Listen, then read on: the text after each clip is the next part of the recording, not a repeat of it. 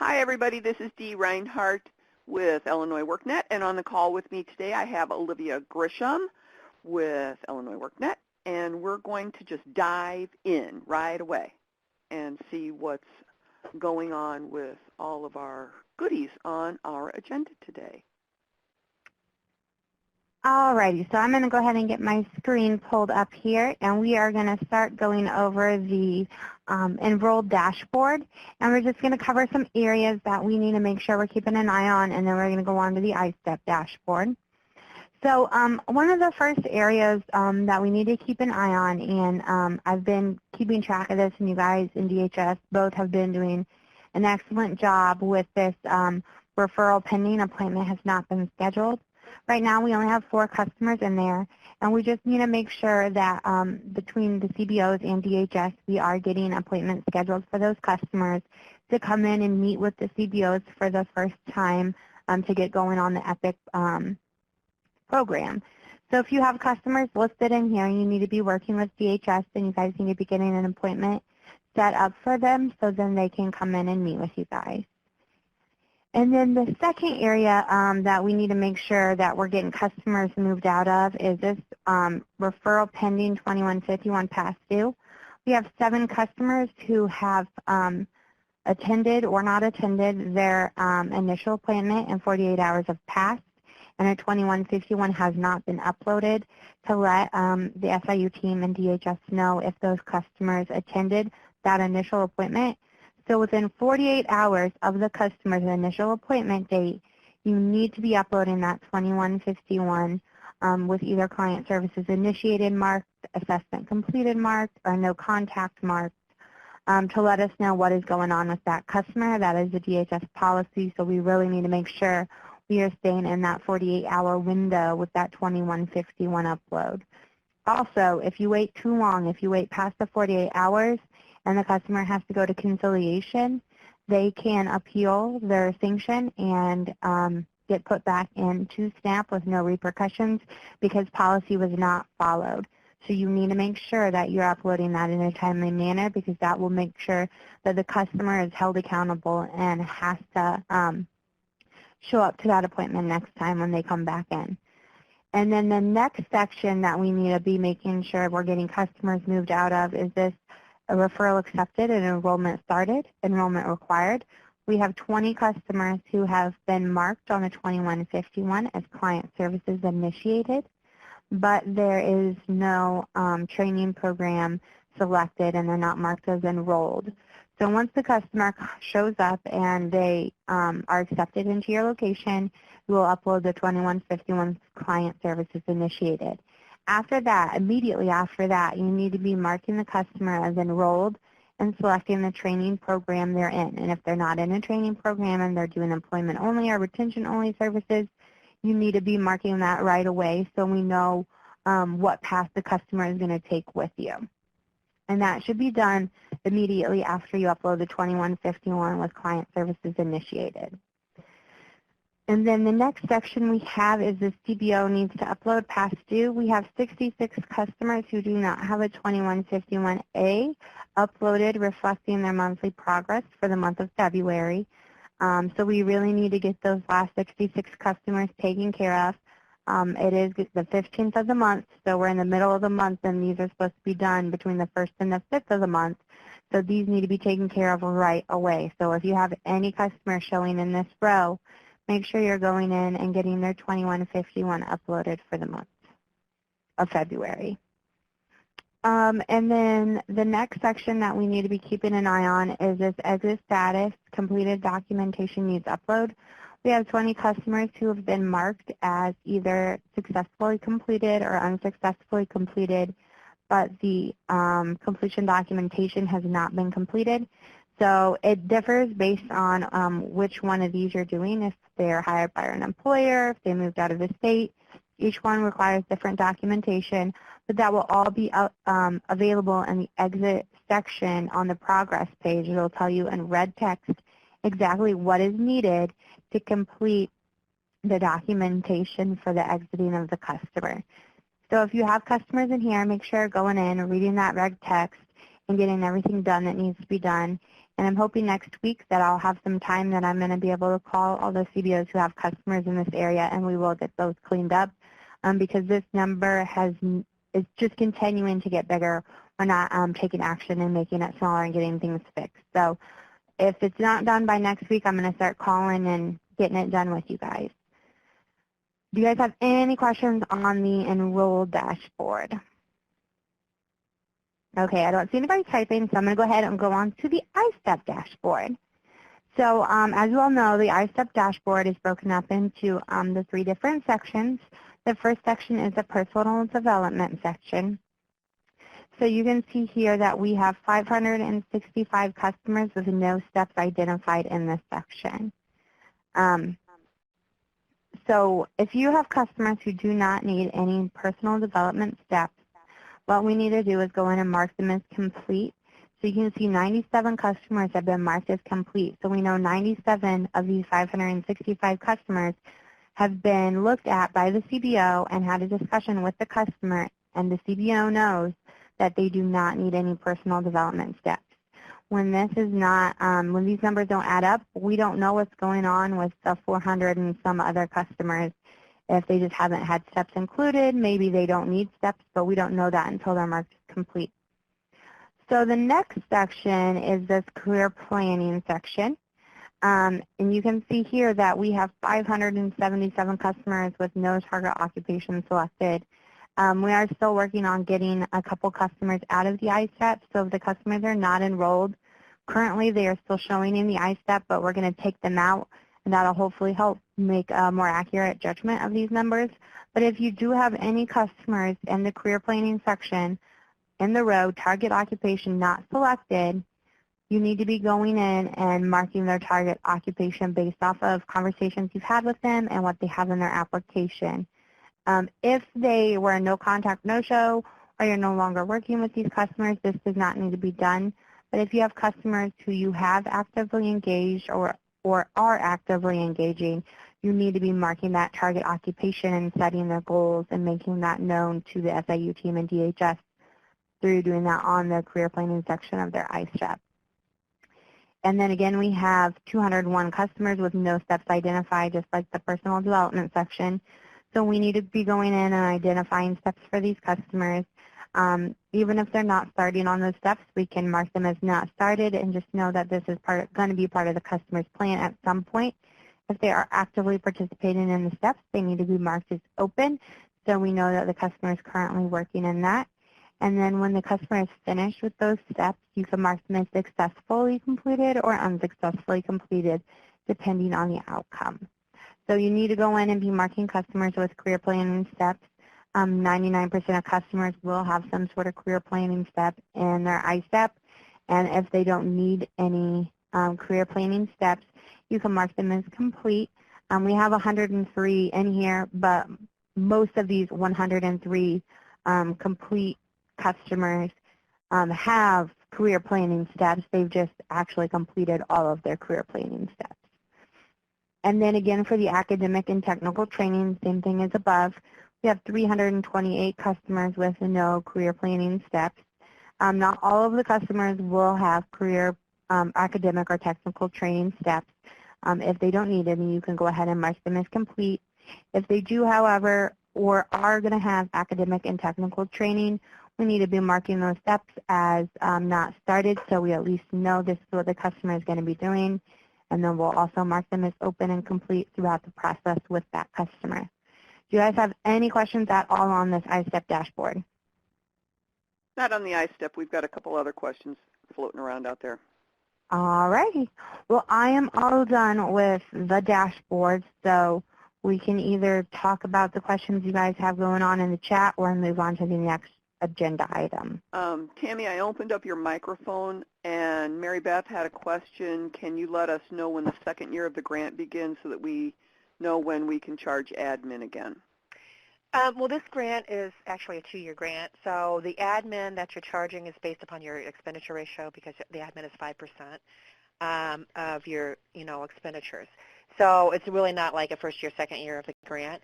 We'll be looking at all of your numbers here soon, though, because we only put 50% out, and the money's following the client. So we're monitoring your expenditure rates and your performance to determine when we have to do modifications, too. So it's not really a first year, second year grant. It is, it's the admin is based upon your total expenditures. All right. And then there's also a question related to enrollments. The clients show up as, enrolled when they're referred to you. But when we're actually looking at your performance numbers, we're looking at your I-STEP. So enrollment into the training program is based upon your I-STEP and when they actually start services in your I-STEP. Okay. And then Eric has a question about personal development, marking them as complete. Eric, I'm going to get to your question in just a moment. I want to show something else, and then I'll go right to that. So what we want to talk about now is the exit process, but in the interim, I wanted to show you guys a couple of things that are in the works so that you're not surprised when they come up.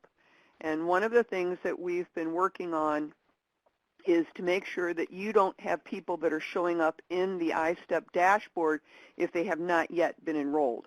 So one of the things that you'll see moving forward, and I'm in test right now on the screen, but this is a list of customers. And as you can see here, I've got profile and progress page. Progress shows up if they've been assigned, and then the plan click ability, or I just messed up that word. The plan option shows up if they have been enrolled. So Mary Blige has been assigned, has been enrolled, and so now I can get to her I-STEP by clicking on the plan. So I'm going to click on her plan, and I'm going to go to the Personal Development tab to show Eric the answer to his question. So if the customer does not have any personal development steps at this point in time, and we are working on a different way to do this, but at this point in time, if they do not have any personal development steps, you would mark them as complete right here under the timeline status not started.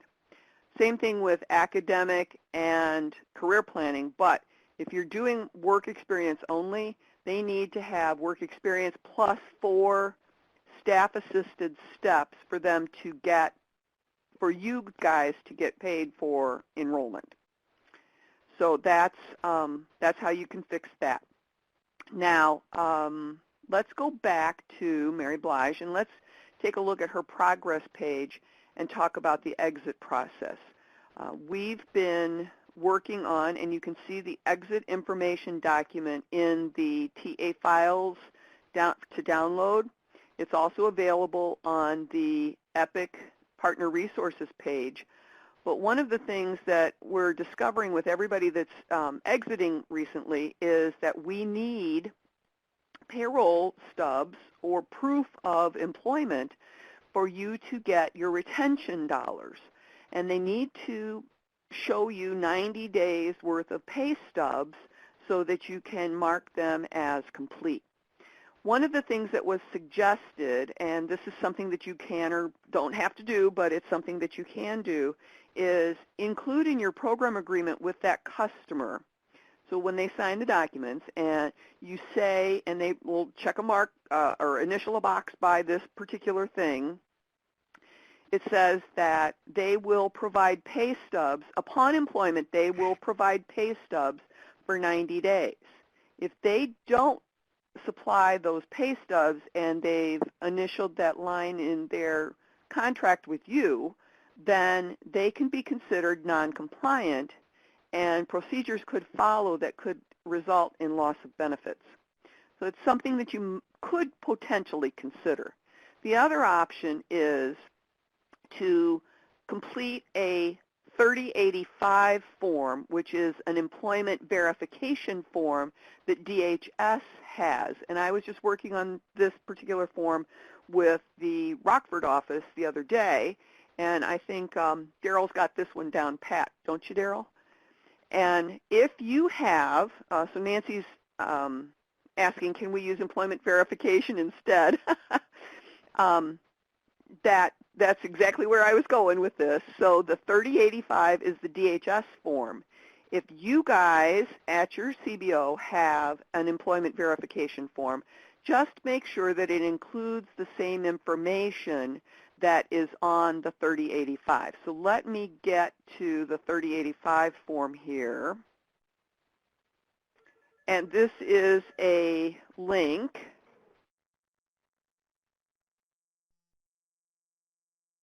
And it shows where the employee would sign their name here.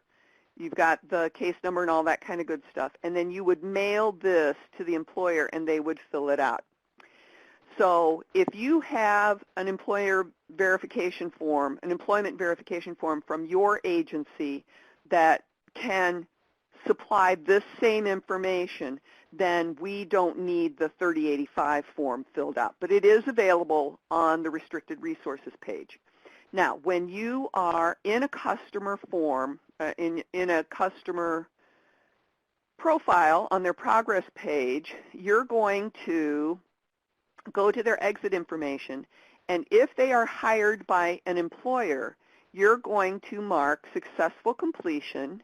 You're going to select whether they were hired by an employer with 30 hours a week or less than 30 hours a week, and you're going to put the date that they were hired, and say it was March 1st.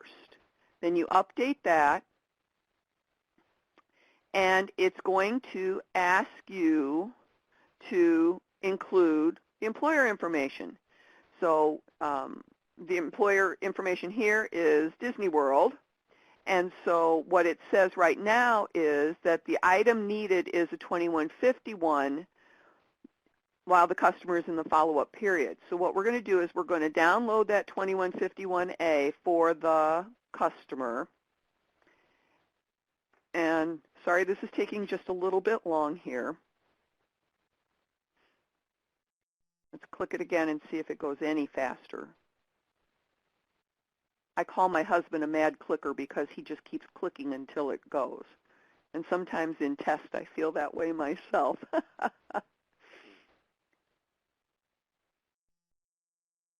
All right, so Autumn says, if one of my customers is starting to get UI, long story, can they still be in the EPIC program? Tammy, I can't remember. Can you answer that one? Yeah, yes, they can. As long as they're still receiving SNAP benefits, they are eligible. But they will need to go back to DHS because they will become an exempt SNAP participant. But they're still definitely more than welcome to participate in EPIC.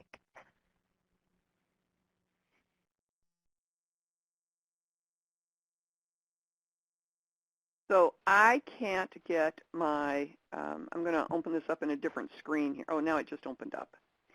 All right, so I've got Mary Blige's form here.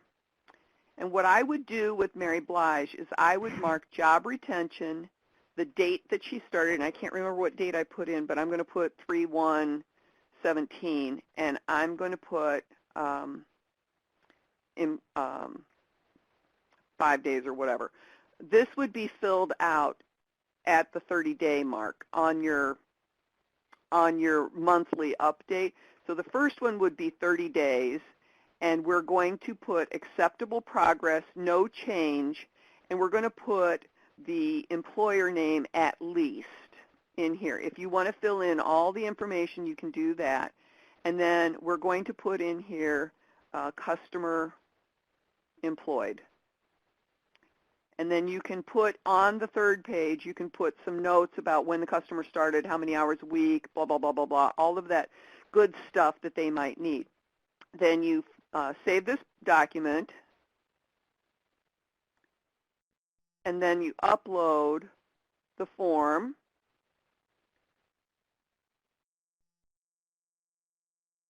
And first employment retention form. Always put a description in this area when you can. And upload, then that will show up here. Then on the dashboard, what happens is you'll see down here in the white area, hired by employer in follow-up period, 7, Mary Blige, should be in my list right here, and she is. So then on the next time it would be 60 days. On the next time it would be 90 days. And on that 90-day one, let me see if I can get Mary Blige opened up again here.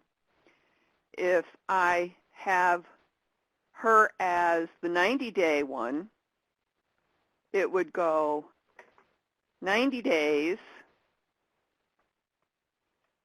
And then instead of acceptable, it would be completed and program completed. And then you need to fill in all of the client went to work information here. And then you upload that, and at the time that that 90 days is up, then the customer would move out of this white line into the green line, hired by employer. Now, you'll need to get that verification. So it's either going to be your employment verification form, or they bring you pay stubs where you would upload those into the upload other documents, and or the 3085. Okay, so we've got a couple questions here from Eric that says, what if the client has multiple employers, 20 hours a week with one employer and 20 with another? Then you would have to get verification from both of them. Also, doesn't the initial exit require a 20? No, because they're in retention with you for 90 days. So you do not mark completed until that 90th day, 2151A, that you upload.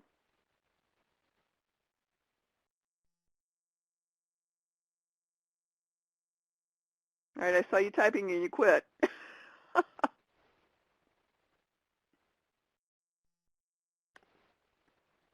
Okay, there we go.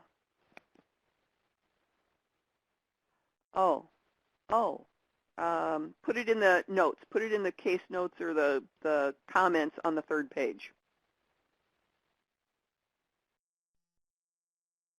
Okay. All right. All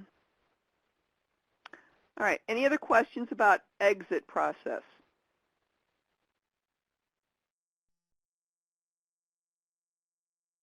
I don't see anybody else typing.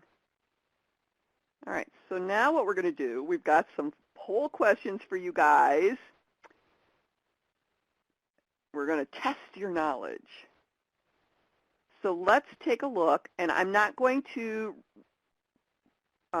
broadcast the results until you're done. So we're going to give you a few minutes here to read all of these, and then we'll talk about them. And I was going to get the Jeopardy music and play it, but I thought that would be annoying. So we won't play any music. Maybe Olivia and I could sing.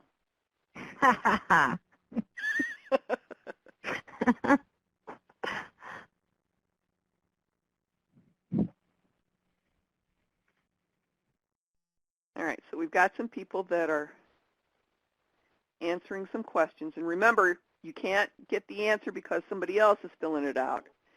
And there, where you see a little circle, it's only one answer.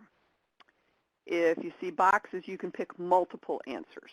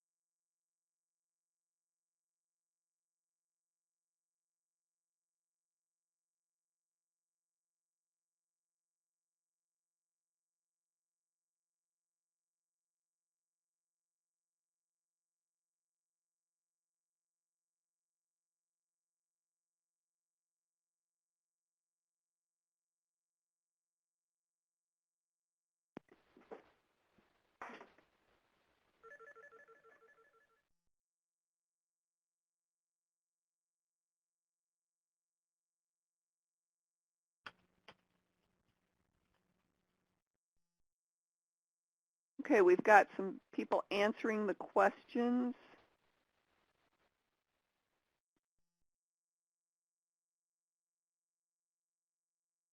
Number one might actually be kind of a trick question because I'm seeing a lot of people that are answering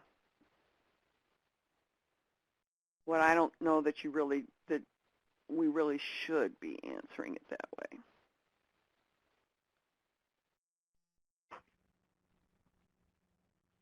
So when you've answered, I'm going to clear out all the results. When you have answered all of the questions, please raise your hand with the little man at the top of the screen, because then I will start going through and revealing answers.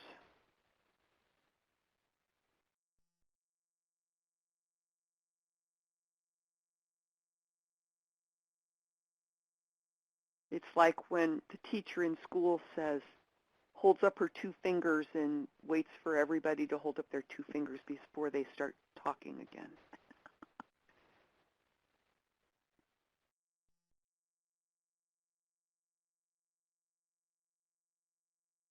All right. It looks like a big chunk of you have answered, or else you're not paying attention and you didn't raise your hand with the little man at the top of the screen yet.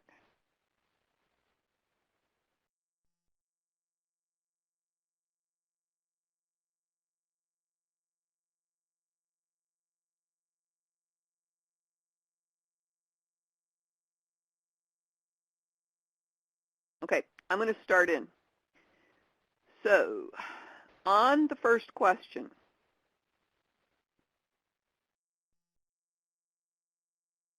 we have, the question is, how far in advance should you schedule intake appointments? And looking at the answers, this was probably a little bit of a trick question because, yes, you could potentially have them scheduled every week, but we need the intake appointments scheduled out between 2 and 3 months in advance. And that's so that DHS has plenty of ability to schedule, and we don't have to have you going in every week and adding new appointments. So that may have been a little bit of a trick question there, but the correct answer was 2 or 3 months. So we'll give you that one.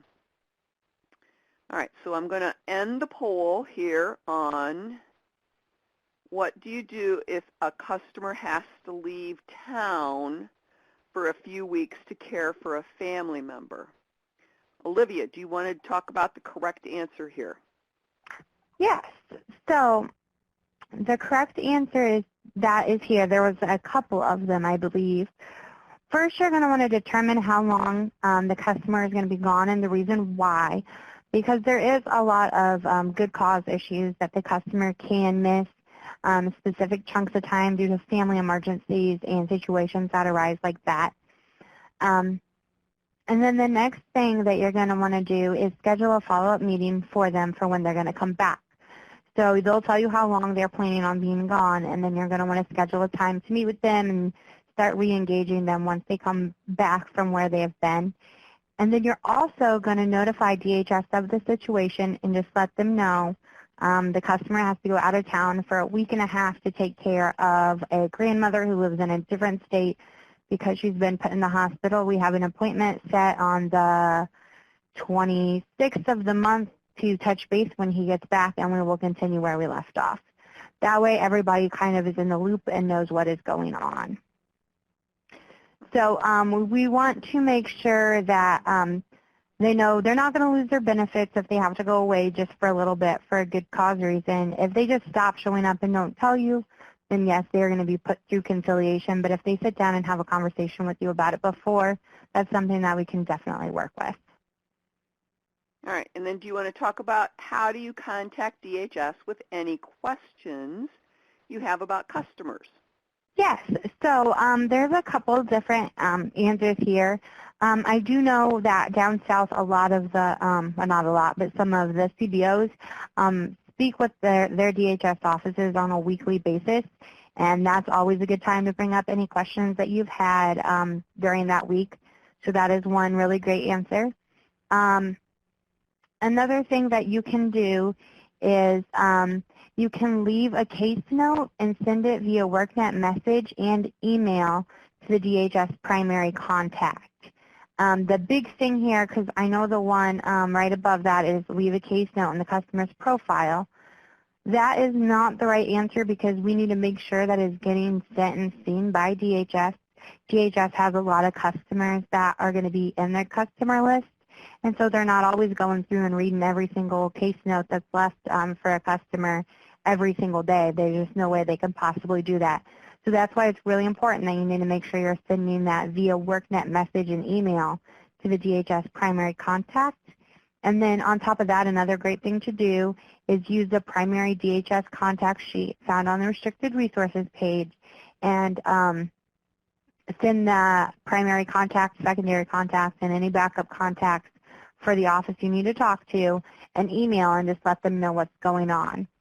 So that is another great way to make sure that they're getting your questions and everything and it's not getting lost in a pile of customers. And then we had a couple people say I contact the SIU team with any questions I have, and that is always a great thing for you guys to do. If you do have any questions that are specifically DHS related, we'll usually loop DHS in if you ask us the questions just because we don't know all the answers all the time for a lot of the DHS policy and things going on there. But you can still definitely send them to us, and we'll try to help you as best we can, and we'll get DHS involved if we need to. All right. So our next poll question is, what do you do if a customer is a no-show for their first appointment with you? And we've got some really smart people, Olivia, because they answered this the right way. Yay. What you want to do is you do want to attempt to try to reschedule them and document your efforts in the case notes because that is truly the right thing to do. But you definitely want to upload the 2151 that says no contact from customer. And that is what will help you help DHS to reach out to those customers and get them back to your office when they are ready to go. All right, so now we're going to, this last one, I'm going to end the poll, broadcast the results. And Olivia, what do you do if your customer expresses interest in another training program not offered at your location? All right, so there's a couple things that you can do here. One of the things that I've seen a lot of CBOs do with the customers who come in and say, you know, I thought I wanted to do manufacturing, but I've thought about it and I think I would rather go into construction. Well, if that CBO does not offer a construction program, they're not going to be able to serve the customer with the training program they're interested in.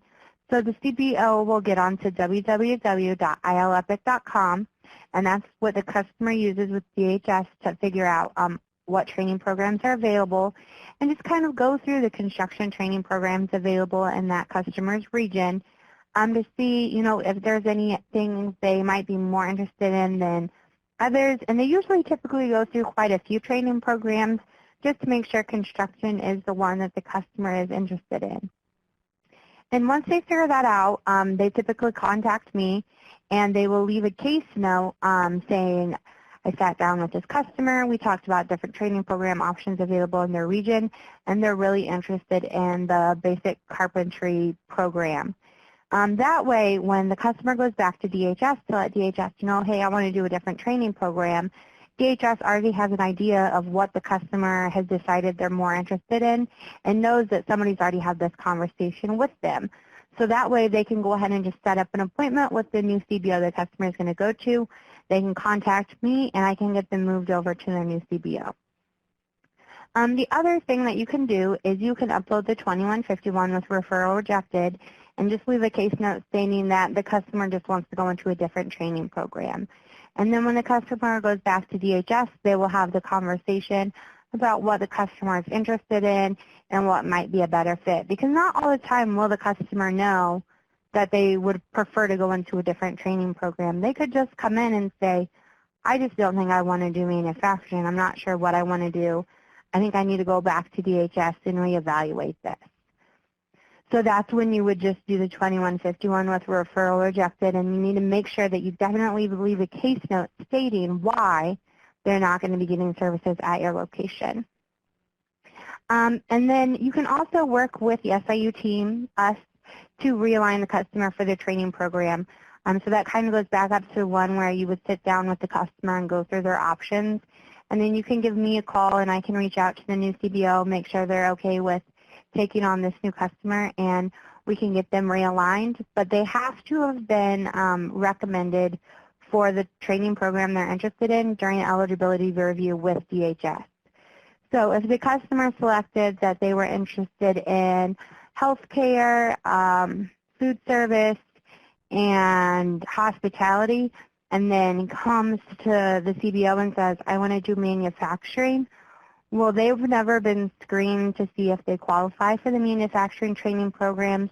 So in that situation, they must go back to DHS and they'll have to redo their application to state that manufacturing is a career pathway they're interested in, because we don't know if they meet all the qualifications to get into the training programs that they want to go in. But if it's just switching from a CNA to a pharmacy tech and it's still in the same career pathway, that's something that we can do pretty easily here on our end. All right.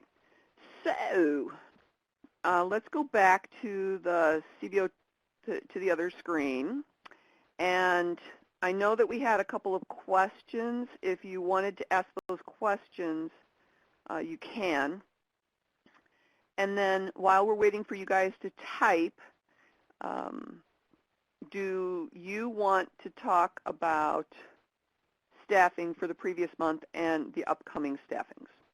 Yeah, so last week or so, I got an email from Kelsey from National Able, and she had a really good question that I don't think we've ever really discussed regarding the staffing. Her question was in regards to how you're staffing the customers based on the time period. So if you have a customer who you're getting ready to do a staffing for, and during you're going to staff, so we're doing the March staffings. So when we do the staffings in March, we're technically staffing for the customer's engagement and participation for the month of February. So if you're getting ready to do the staffings that took place on March 14th, and let's say on March 4th, the customer decided to drop out of the program or became non-compliant, but they were great all through the month of February. When you do the staffing, you're just going to staff and fill out the forms based on the engagement and participation for the month of February. So you will not be staffing on the fact that the customer is non-cooperative or dropped out of the program or lost their benefits. That will be discussed at next month's staffing when you're staffing for the month of March.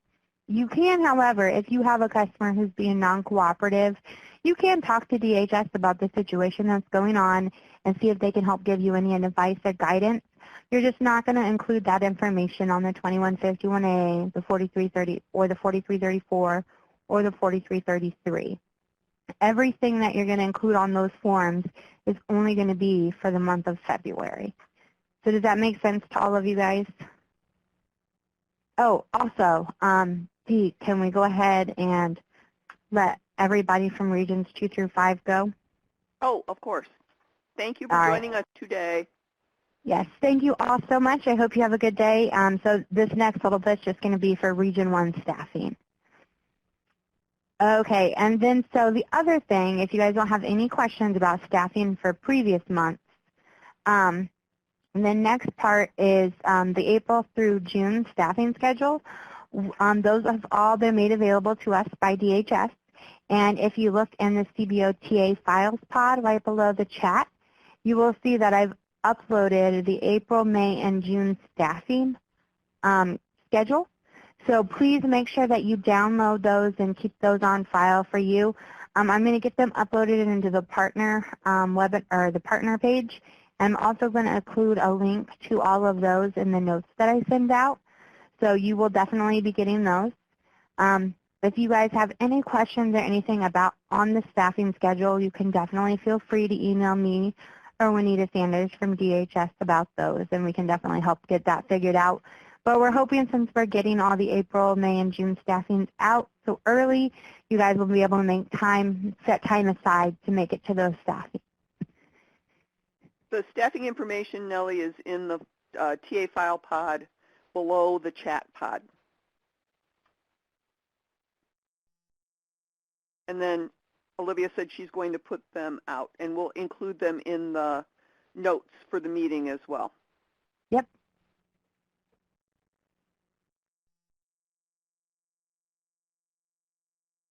(2606) is a time form. If you're using IWDS tracking, you don't need to do that. You can just print that sheet. The 2606 is a time tracking form. So if you have a different way to track time for your customers, you can take that along. And Deidre's asking that if you have any questions about staffings, copy her on the communication as well. All right. Anything else for the good of the cause? I don't have anything else. Tammy? Nope. I don't have All anything. Right. All right. Well, short and sweet. Next time is March 29th. We're going to talk about things. We'll get stuff out to you about that as a reminder. And we'll be out in the field in the next few days and talking to everybody on the meeting. So everybody have a great rest of your week. Take care. Bye-bye.